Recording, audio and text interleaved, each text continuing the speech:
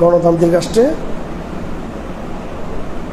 চাঁদাবাজের রাষ্ট্রে গণিমতের মাল মনে করে নেওয়া বিধানকে চাঁদাবাজির মালকে এটা আবার কি প্রশ্ন করলাম?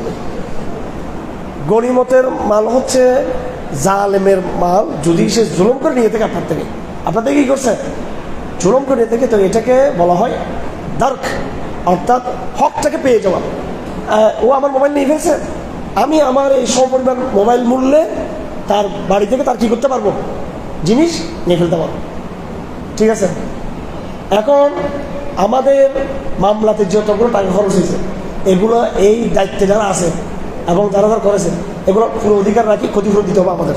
এটা অধিকার, মুসলিমের অধিকার আছে, জালেম থেকে সে কী করতে পারবে, এগুলো গণিমত বলা যাবে না। গণিমত এটা স্পেসিফিক টার্ম, এটা নির্দিষ্ট শরীর পরিভাষা। গণিমত এটা হবে জেহাদের ময়দানে। আপনি এখানে আওয়ামী লীগের মাল লুটপাট করে গণিমত বলবেন, এটা হারাম, আপনারা হাত কেটে দেওয়া হবে এখানে। ঠিক আছে, কারণ ওই বেচারার ওই সম্পদ তো আপনার থেকে সে চুরি করে নেই। হ্যাঁ, সে যার থেকে চুরি করে দুর্নীতি করছে সে কিন্তু নিতে পারবে, আপনি নিতে পারবেন নাকি? এটা আপনি বলতেছেন যে এরা জুলুম করছে, জুলুম তো আপনাকে করেন, আপনি কেন সেটা নেবেন? আপনি আরেক জানেন। হ্যাঁ, ও যার থেকে চাঁদাবাজি করেছে সে তার থেকে কি করতে পারবে, কি বলতে পারবে।